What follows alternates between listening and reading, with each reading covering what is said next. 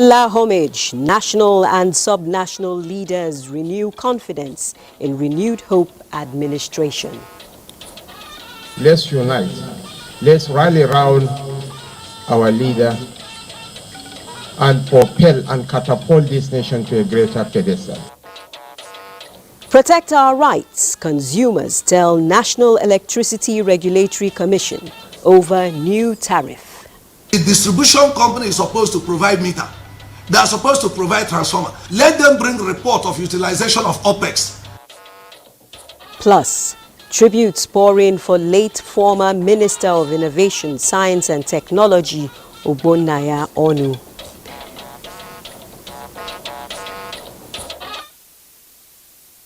Welcome to the Network News on NTA. I'm Naja'atu Tijani. Reading with me tonight from Lagos is Hingino John Adams, while Benny Adams is here in our Abuja studios with business news. Remember that this broadcast is being streamed live on our YouTube channel, and you can watch the replay afterwards. Do follow us across all social media platforms for the latest. Nigeria, regarded as the giant of Africa, can be greater, but leaders across all levels of government must take up the responsibility of making the country the true leader of the black nations in the world. A special plea by Vice President Kashim Shettima at a gathering hosted by President Bola Tinubu, attended by governors and some members of the National Assembly at his Lagos residence. State House correspondent Musbah Nawahab reports. All roads from the state's capitals led to Lagos once again, with a convergence of national and subnational leaders here. This perhaps is a testament to the popularity of President Bola Tinubu.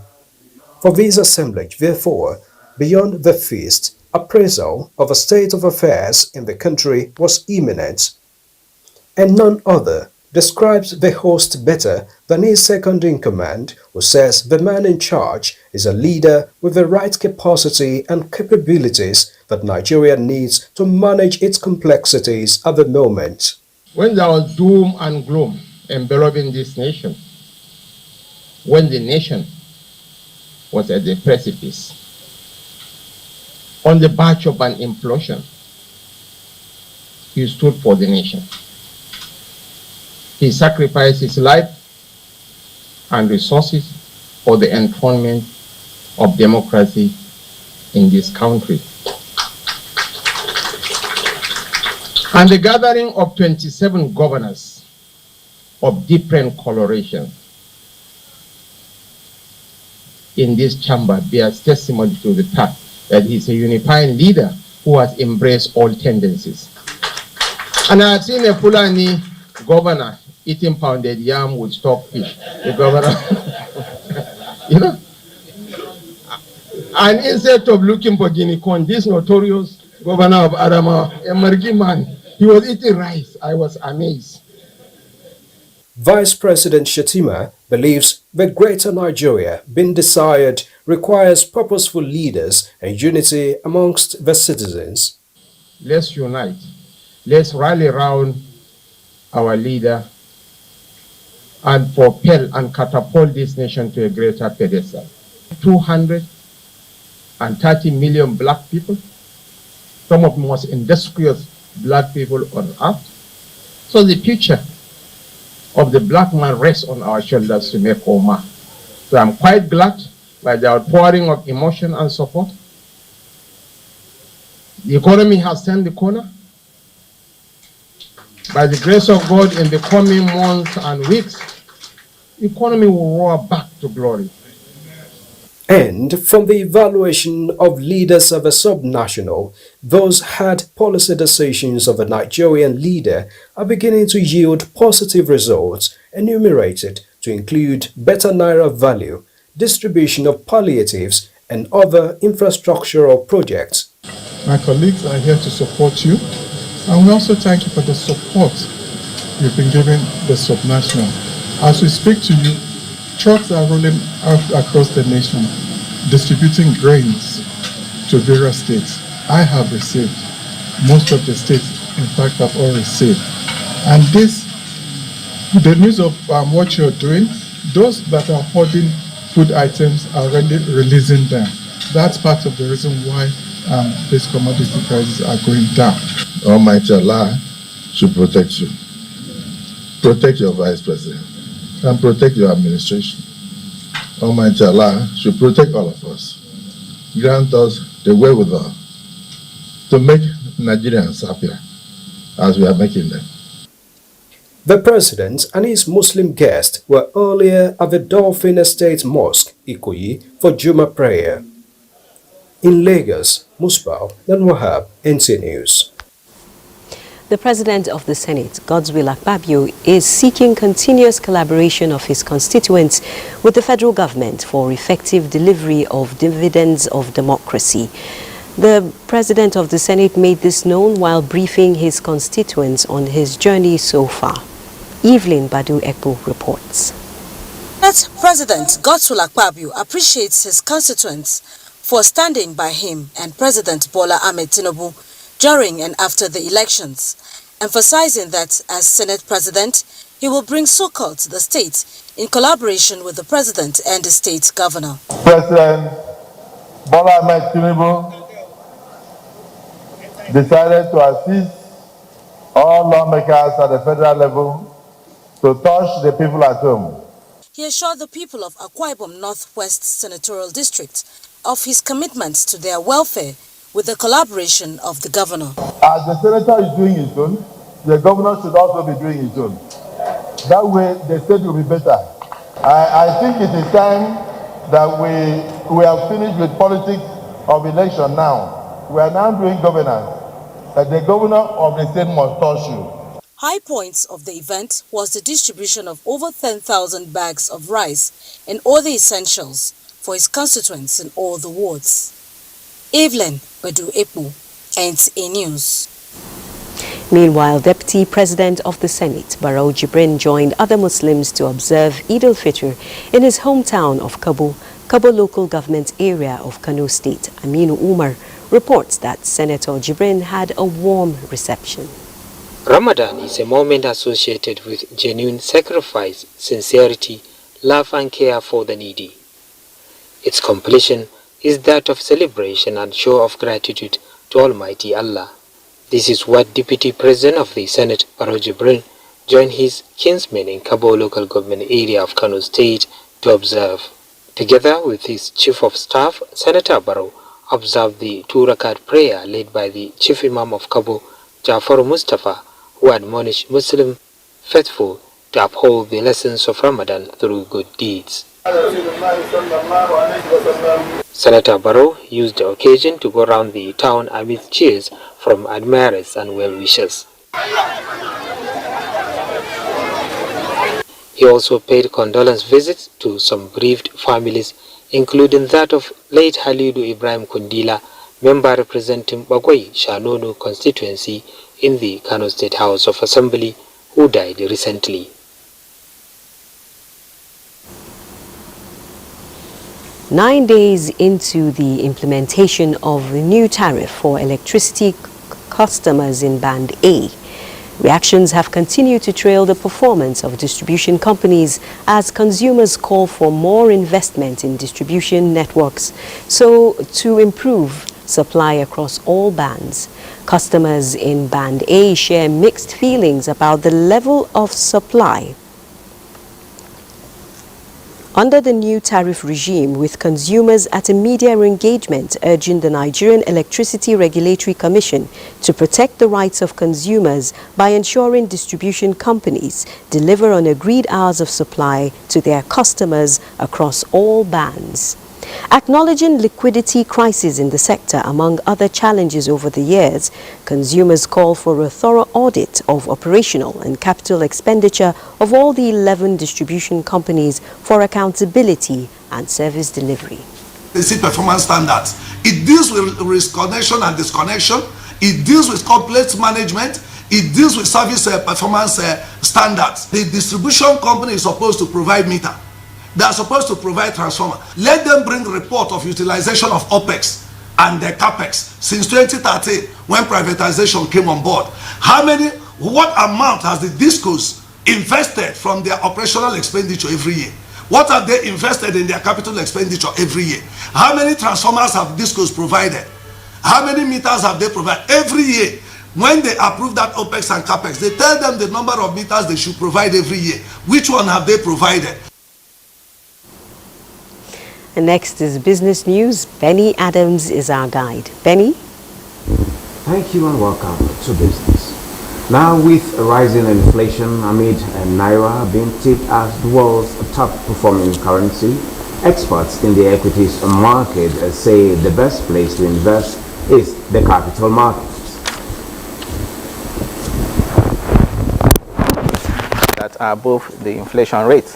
When returns are above inflation rate, you say they're positive. So a positive rate of returns today have come from the markets as opposed to other asset classes. Today, as we speak, if you look at the year-to-date return of the Nigerian stock market, it's around 38% and 9%.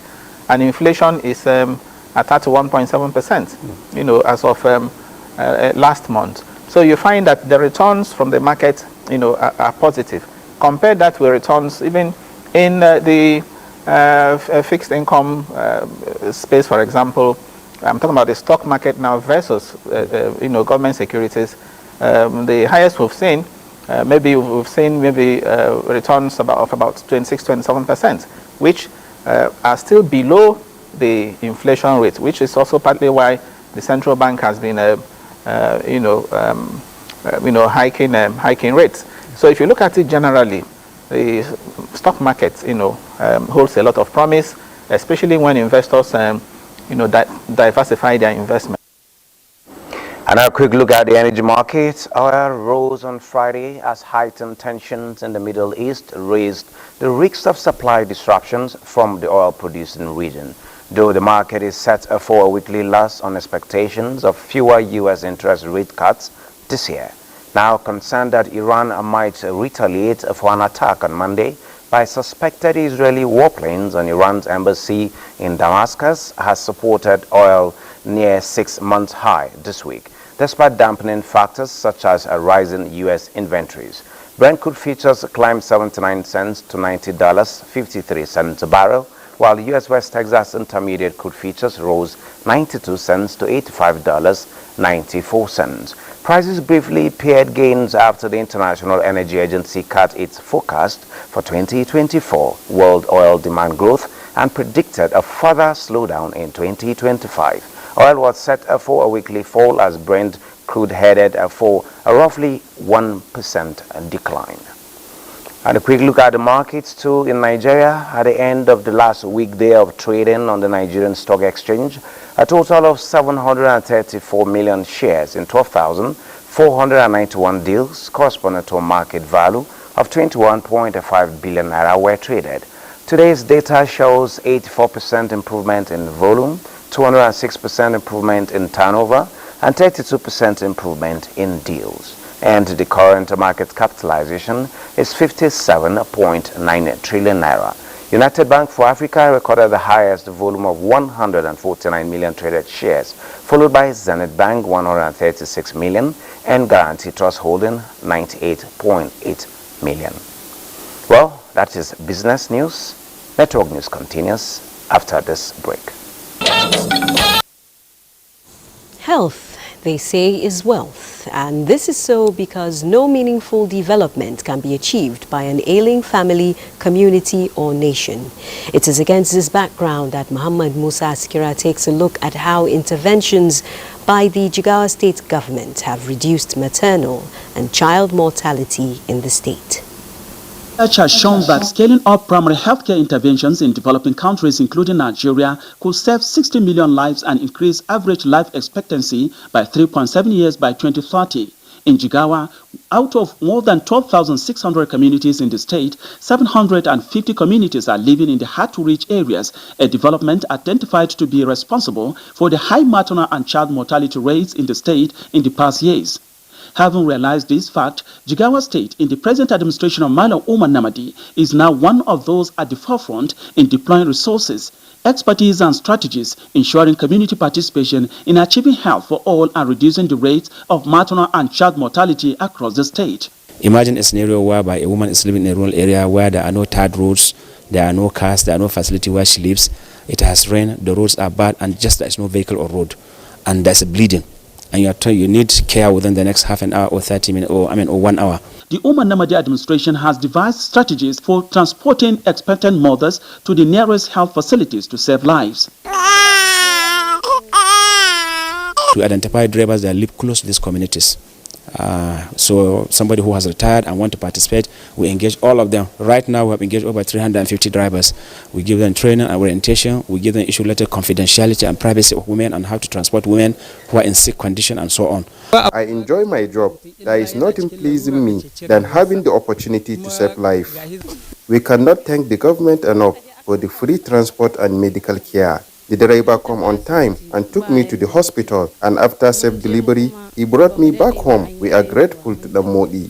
For other residents in the state like the aged, persons with disability and other vulnerable who are not in the state health insurance scheme, Governor Umar Namadi approved 1.2 billion naira to take care of their medical expenses.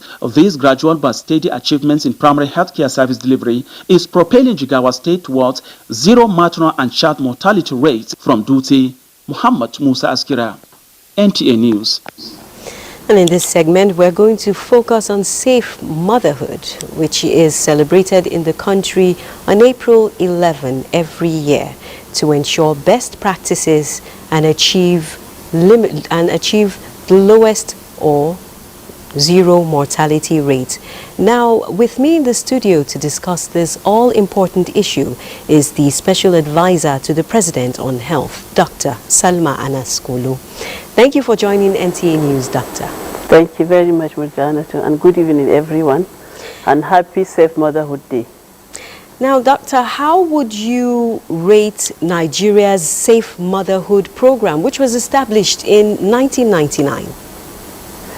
Well, I would say we are not yet there where we want to be in terms of reduction of maternal death. That is all deaths related to pregnancy, childbirth, and post-delivery. We still have a lot of room to improve on it. But I'm glad to mention that under the renewed hope agenda of health under President Bola Ahmed Tinubu, there is a renewed commitment and there is a renewed hope for Nigerian women, Nigerian families, to fast-track reduction of maternal death. There is high level of commitment. And how do we want to do it? We want to ensure that no one is left behind under the overall umbrella of universal health care coverage. Women should have access to maternal health services across board, from antenatal care services, delivery services, and postnatal services. In addition, also, women should have access to preventive intervention measures around sexual and transmitted diseases, as well as nutritional support for women to ensure that they are nutritionally balanced and also are in a healthy condition to engage in activities around pregnancy, childbirth, and post-delivery. So I would say that implementation of the program, if you look at the Renewed Hope agenda, the priority areas of President Bola Ahmed Tinubu, issues around maternal and child health, in summary, including all reproductive, sexual, reproductive, maternal, and child health, are prioritized and are supposed to be delivered using the platform of the primary health care, as well as all the levels of care, secondary and primary health care.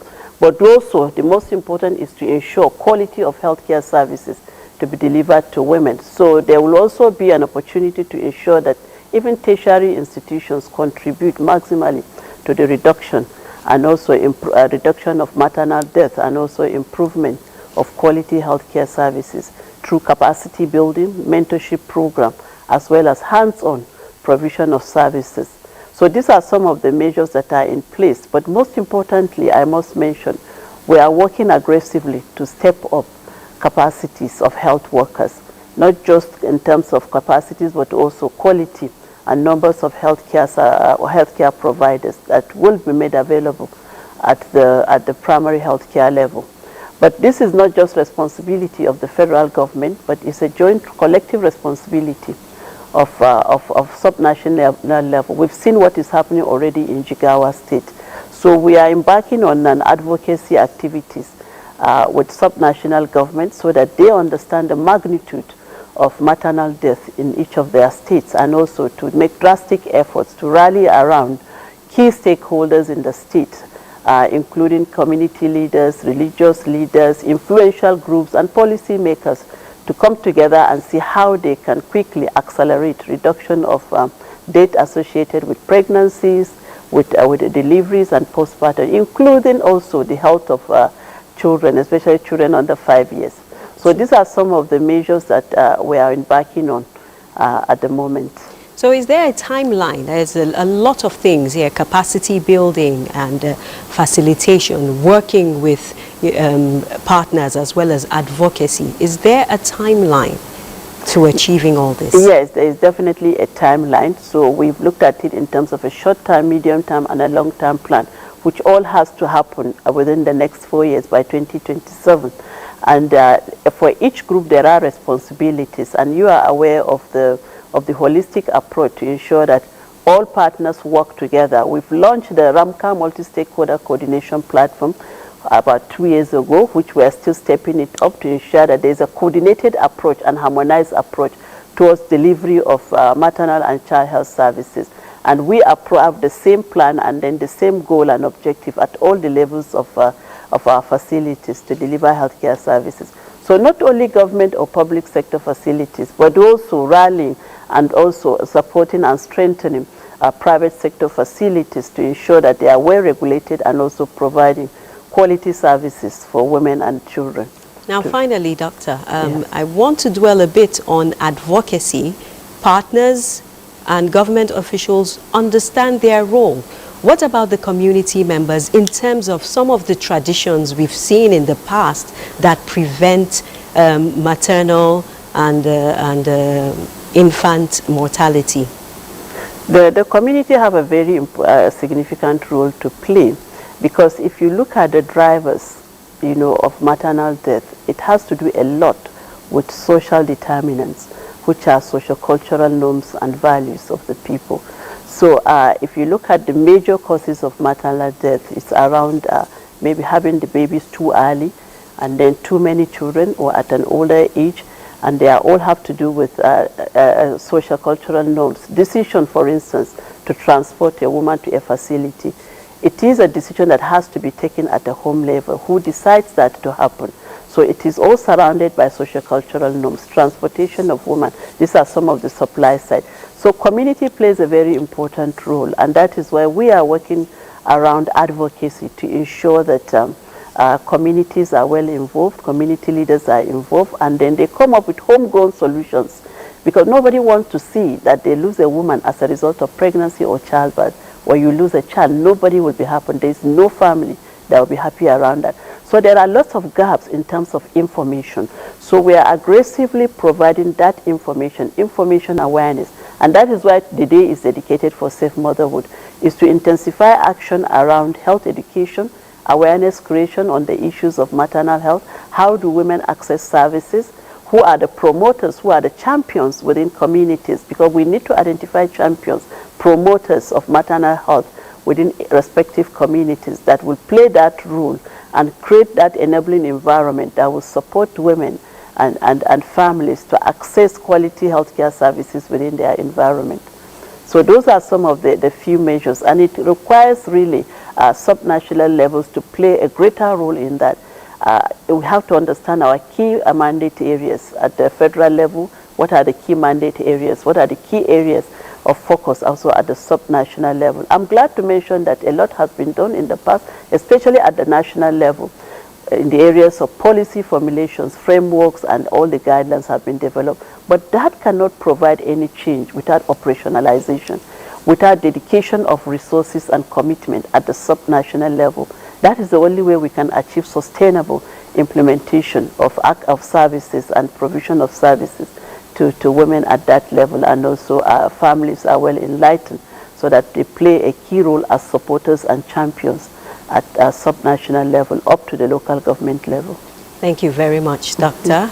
for that insight. It's nice to know that efforts are being intensified to ensure safe motherhood and limit maternal and infant mortality.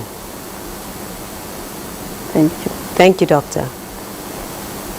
I've been speaking with Dr. Salma Anas Kolo, the Special Advisor to the President on Health, on achieving maternal and infant health through best and safe practices. Still on health, Nigeria has taken delivery of laboratory supplies donated by the United States government. Uche Ugochukwu reports that the gesture is part of ongoing collaborations to assist Nigeria's emergency response to disease outbreaks.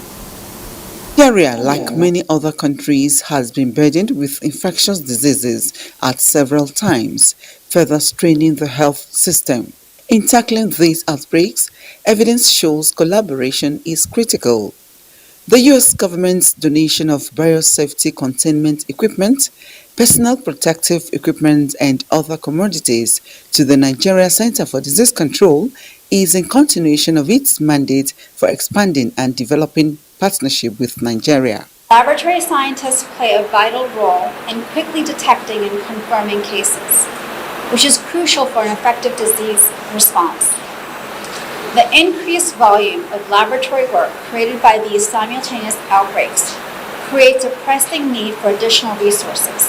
This donation I'm making today is definitely going to enhance our capabilities in diagnosing, detecting diseases of interest, and globally to enhance our capability to make things happen in this country with respect to health security.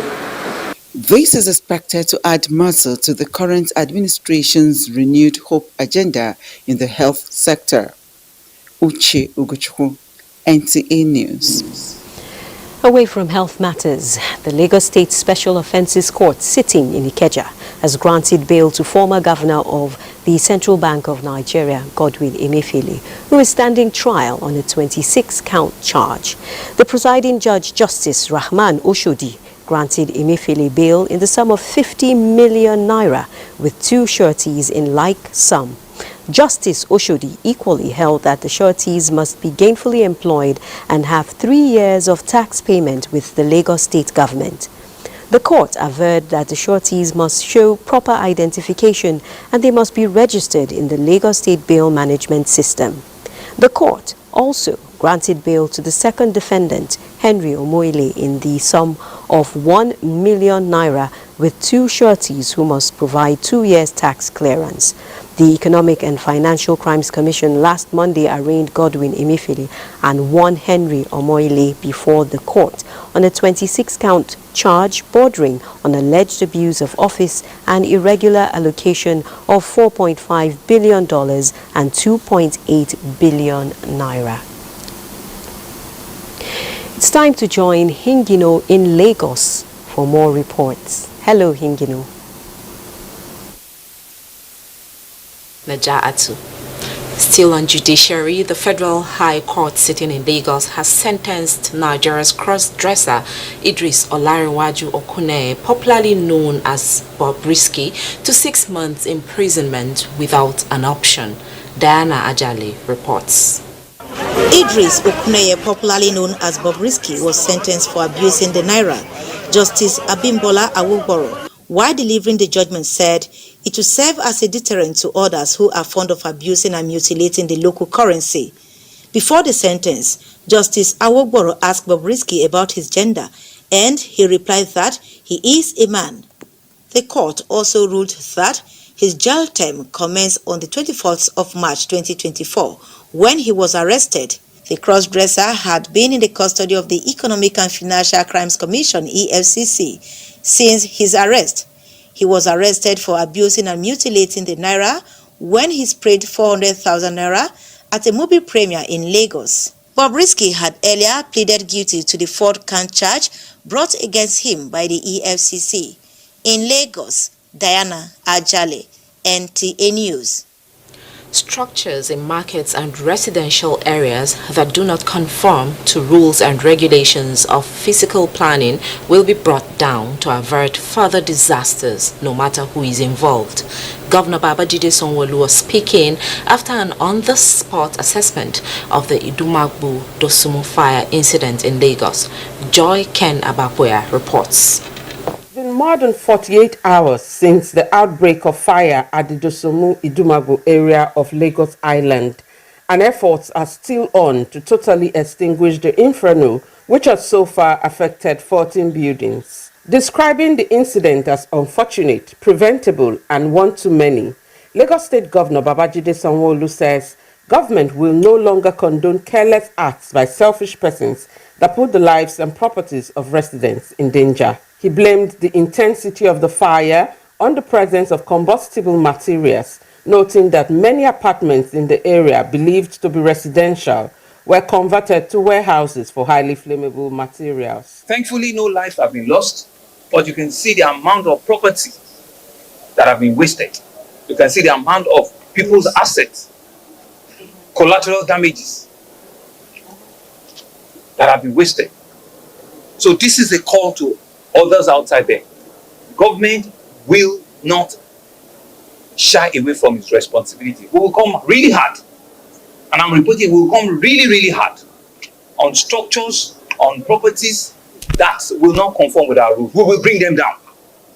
We will bring them down, and I'm saying it now. For those people that still have their generators suspended, they are once again at their own interest advised to bring them down, because the enforcement team will be here immediately from today to ensure that all generators that are put on the elevated platform are brought down.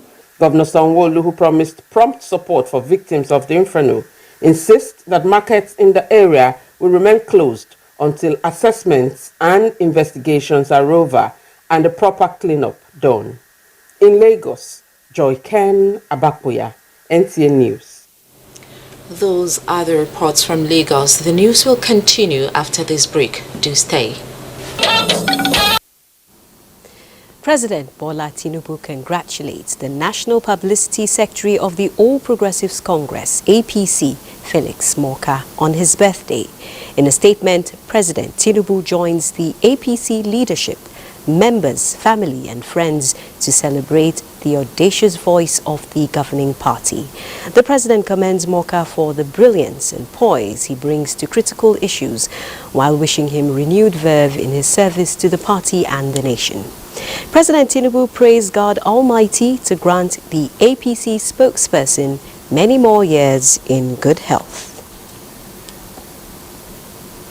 To security matters now, the Nigeria Police Force says it has recovered 70 mobile phones, 21 laptops, 1 point of sales POS machine and other valuables from some suspected one-chance operators. Force Public Relations Officer Muyiwa Adejobi at a briefing in Abuja called on Nigerians who might have had an ordeal with one-chance operators to come forward and identify their belongings. Francis Form reports. This lady narrating her ordeal is a victim of one chance. She entered a one chance vehicle with 3 men. After a short distance, one of the suspects seated in the front adjusted his seat on her and she was asked to surrender her belongings. On reaching Nikon Junction, when they passed Nikon Junction, the driver changed the mode of driving. He started driving very, very fast. And then the one in front bent. And 12 suspected one-chance criminals are in police net. Amongst them is an ex-police corporal who was dismissed from the police force for the same offense in 2019. Having secured a bail at the court, he decided to go back to his old trade, and the ex-corporal was identified by the lady as the driver of the one-chance vehicle she entered. And that's which we met in prison. Now introduce me to one chance. We'll continue in our effort to make sure we decimate activities of these criminal elements who are fond of causing pains, sorrows, and agonies to us in this country. We cannot do it alone. We need your support. The federal government is trying its best possible to make sure we bequeath a more secure environment. The force has also apprehended other suspects for various offences across the country, while assuring that all suspects will have a date in court at the end of investigation. Francis from NTA News. Nigerian military troops have rescued 133 hostages and arrested 36 oil smugglers in the south-south region of the country. In a statement, the Director, Defense Media Operations, Major General Edward Buba, says troops also recovered 270 weapons and 5,083 munitions. Similarly, in the Niger Delta area, troops discovered and destroyed 51 dugout pits, 24 boats, 21 storage tanks, and 4 vehicles. Meanwhile, strategic partnership is believed to be a valuable tool which provides the resources and support needed to succeed in a highly competitive environment. This is the kind of partnership the Nasarawa State Government and the Nigerian Institute of Public Relations sealed when both parties met in Abuja, Hamman Jabani reports. Collaboration between the Nasarawa State Government and the Nigerian Institute of Public Relations does not just depend on this pleasantry, but hopeful it will pool resources and technology to achieve mutual success for the people of Nasarawa and the country at large. The strategic partnership will see to the hosting of Nigerian Public Relations Finishing Schools, a groundbreaking initiative for Africa that will represent a transformative professional and educational endeavor. It is also expected to provide the Nasarawa State Government with a team of strategic communication experts in delivering cutting-edge PR solutions to expedite the process of rebuilding trust and further enhance the reputation of Nasarawa State as an attractive destination for investors. I have no doubt that with the kinds of competencies you have around, and with the commitment that I see actually from you, that we are indeed, going to make the impact. But for Nasarawa State, I want to assure you that you have the partner that you are looking forward to. So I want to congratulate you for having that vision and that passion to give to Nasarawa something they will look up to, something that will inspire them, something that will motivate them to know that they have a state to build. And building that state is not you alone, it's a collective responsibility. The partnership saw the Nasarawa State Government providing land for the Institute for the Finishing School, and it is the beginning of better collaboration that will guarantee success, that will build brand awareness and profitable future for both parties. Hamman Jabani, NTA News. This is the Network News. Stay tuned for more news after some messages.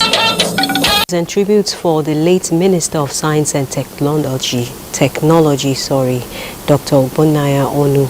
Vice President Kashim Shettima has expressed his heartfelt condolences on the passing of Dr. Ogbonnaya Onu, describing him as a true statesman and accomplished Nigerian leader. In a personally signed statement, Vice President Shettima acknowledges Dr. Onu's impact on the nation's political landscape, adding that as the Minister of Science and Technology, his dedication to nation building was evident in his focus on fostering scientific achievements and technological innovation, especially during the COVID-19 pandemic. The statement notes that beyond his political achievements, Dr. Onu was a man of integrity, wisdom, and unwavering principles who will be forever remembered by the nation. The Vice President extends his deepest sympathies to the family during this difficult time, praying the Almighty to accept and grant his soul peaceful rest. Similarly, the Secretary to the Government of the Federation, Senator George Akume, on behalf of the Federal Executive Council, mourns the death of the former Minister of Science and Technology, Dr. Ogbonnaya Onu.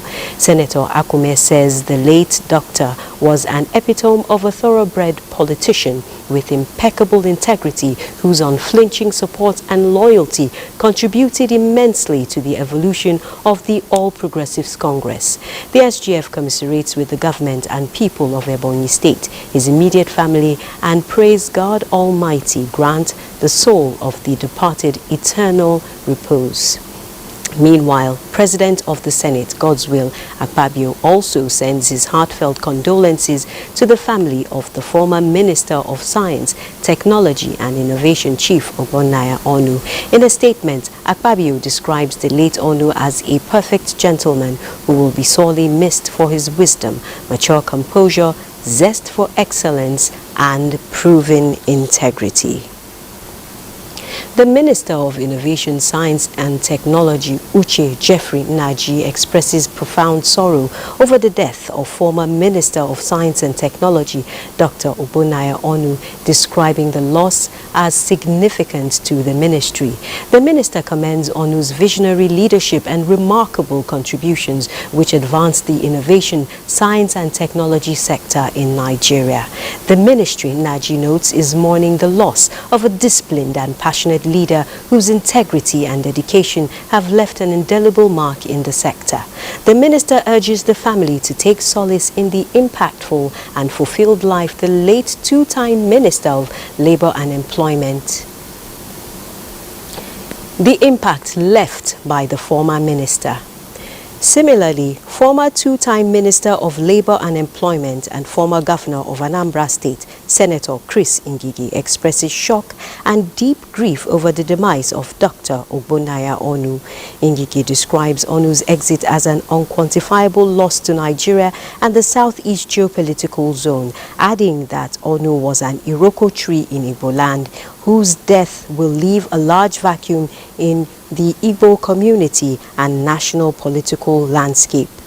The account of political development in the country, especially from the truncated Third Republic till date, cannot be complete without mentioning Dr. Onu's positive contributions, says the former minister. Ebonyi State Governor Chief Francis Wifulu pays glowing tribute to the former governor of Abia State and Minister of Science and Technology, Dr. Ogbonnaya Onu, describing him as an illustrious son worthy of immortalization for posterity. The governor, in a statement, says Dr. Onu died when his wealth of experience was much needed, and the late Onu will be remembered by the people of Ebonyi for his knack for intelligence and excellence and commitment to the development of the state and nation at large. Meanwhile, the death has been announced of Okona Pala of Ezigbo Umuma Okoko Item in Bende local government area of Abia State. He was aged 89, and his burial ceremony will be on the 13th April 2024 at the Kingdom Hall of Jehovah's Witnesses at Ukoma Okoko Item, Bende local government area. He is survived by his wife, children and grandchildren, among whom is Nena Uzoma Opala, Manager Training NTA Headquarters. May Baba's soul rest in peace. And that concludes the network news on NTA. Thanks for staying with us.